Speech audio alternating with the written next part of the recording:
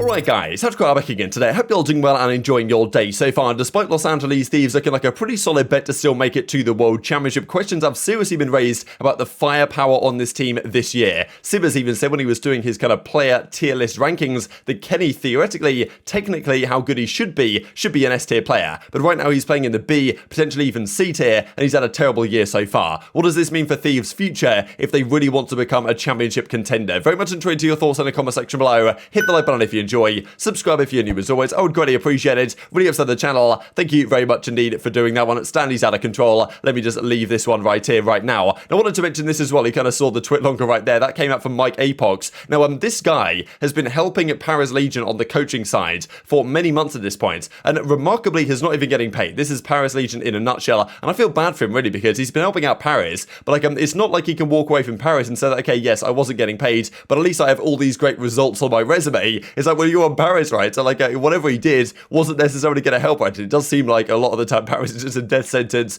to players, but it's really respectable that guys like him from the challenger side are trying to, you know, make other sources of revenue, try and make things work elsewhere, because a lot of times people just commit 100% to Call of Duty, losing money every single month in challengers, just hoping it works out. And yeah, guys like Mike are trying to find other ways to do that, which is certainly to his credit. And Tim believes that during his time on the team, he was obviously a very valuable asset as well. But this is what he says in his tweet longer. I'm no longer representing Paris Legion. I think he was the kind of assistant coach of the roster. I want to give a personal shout out to Theory for bringing me onto the team and all the players for allowing me to be a part of this process. With that being said, I'll be looking for a new team to coach for the remainder of the year. If any parties are interested, feel free to contact this type of stuff. So interesting stuff. Goes on to say this as well. I worked this entire year for free and I will continue to do that for the right team. I just need someone to showcase the impact I can make as a coach. Tender team at players, do not hesitate to DM me. So this is the thing, right? Like I'm guessing because he was working for free, it's not like Paris necessarily fired him. It's probably like he realized that him being on Paris here and giving them his advice and input for free is not helping him at all, because at the end of the day, he's not getting any results to actually show for it, right? So I guess it makes sense for him to go, jump ship, go elsewhere, leave Paris alone, and say, look, I'll actually coach a challengers roster and make them successful, and then I can actually prove that I'm a good coach, because on Paris, you're not going to get much opportunity to prove anything effectively. So I thought that was an interesting story for sure. The fact that Paris weren't even paying him in the first place, right? I guess they thought, or Theory thought, well, if I can get a guy for free,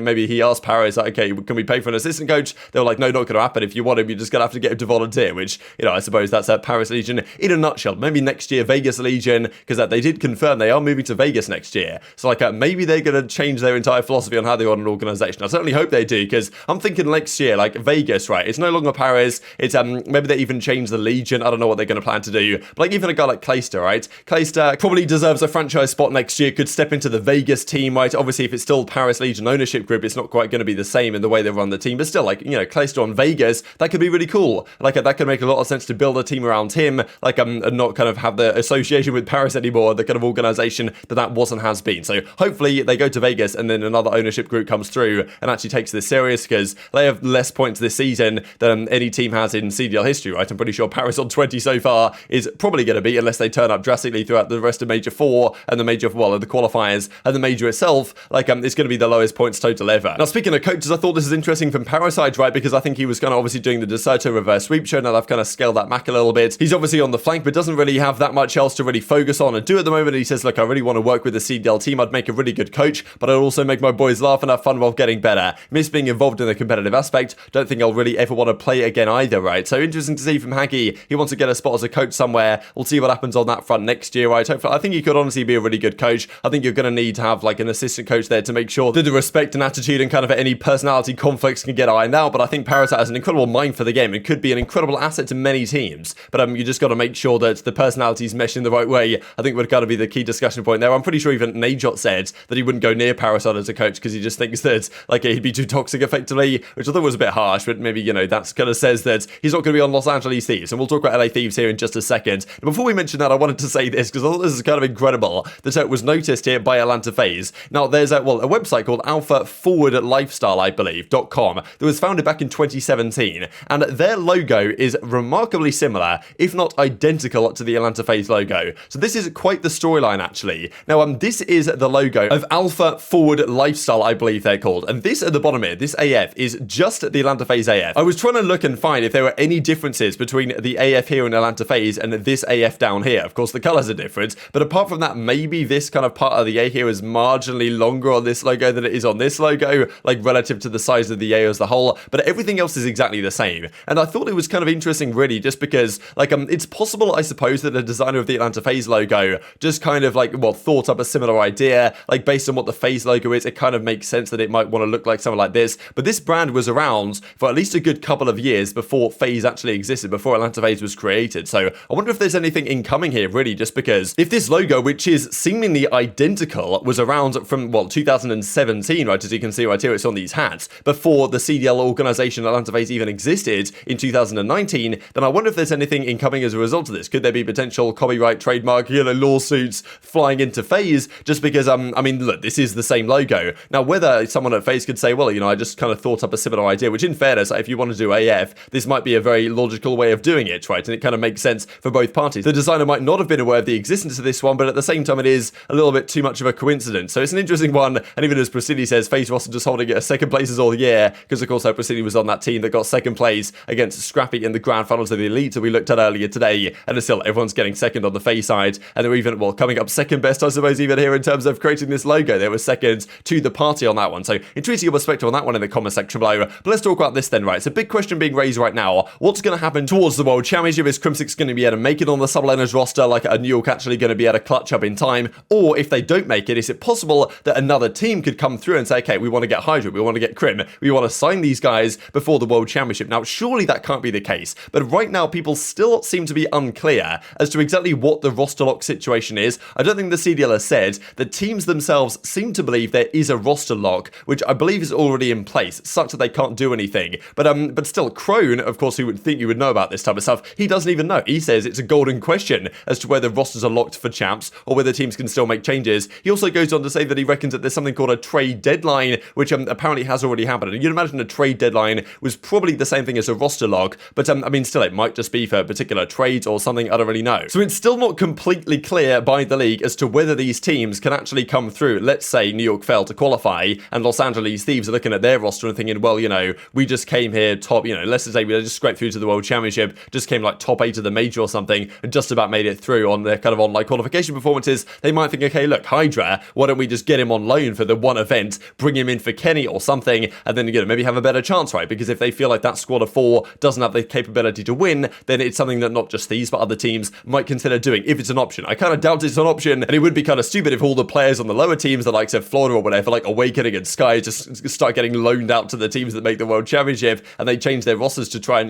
make a kind of fluke roster that might win the event. That's probably not going to happen, but it's still interesting to consider regardless. So Thieves right now have definitely had a disappointing season, right? I'm sure the way Nadeshot's looking at these teams is thinking, okay, FaZe Optic, they're going to be number 1, number 2, or at least in the top 3, and Thieves should be, as an organization, the team that's up there as well. But it's Seattle right now that are clearly like in the kind of top dogs. Los Angeles Thieves right now down in 7th this season, like only won 30 points. I still think they'll make the World Championship. I think they're better than the teams below them, and probably marginally better than at least Boston above them, and maybe the London guys as well. But if they only scrape it to the World Championship, they come like top 6 in the major, they don't have a particularly good performance of the World Championship, what do they decide to do going forward, right? Because of course they had that disappointing performance last week up against FaZe. Yes, they won 2 respawns in impressive fashion, but the way they got demolished in both Search and Destroys, Octane went 0-12, like, I mean, across both of them, the first time ever in Call of Duty history, I believe. Like, I mean, it's not exactly setting the greatest picture for these guys to have success going forwards, because at the end of the day, if you want to win events, you've got to beat FaZe, effectively is how it works, because you've got to beat them in the grand finals. And if you can't win a Search and Destroy against FaZe, you can't even win a round in Search and Destroy against FaZe, then that's effectively never going to happen. Now, their schedule going forwards looks like this, just to look at real quick. So, Los Angeles Thieves, they play Paris this week. That shouldn't be too bad. Then they play the Florida Mutineers, and after that, the New York Subliners. So, not the hardest run in the world, theoretically. Like, they should be able to get through this reasonably well, you would think. We'll see how, of course, Paris turn up this upcoming week. But we looked at this briefly yesterday as well. The fact that Simp was kind of doing his tier list of players right now in the league. His perspective, he didn't want to give himself too much bad juju by putting himself any higher than the absolute dog tier. But Kenny was a player of note, who kind of, as he was talking about he mentioned specifically by name, and said that Kenny, technically, in terms of his raw ability, should be a player that's capable of being in the S tier. But he's had a terrible year. He's playing awful right now, and therefore he deserves to be down here. Eventually, he puts him in the B+ tier, the top of the B+ tier in fairness, but yeah, nowhere near where Kenny might be expected to be, especially after his, crazy rookie season in World War II, when he looked like he was going to be a mainstay of the best players in the game for years to come. More potential than others. You know what I mean? Like, technically, bro, Kenny is an S. Like, technically. If you really want to get technical, Kenny is an S tier player. Like, playing like dog. So you can't put him in S, but like, he could be S. You know what I mean?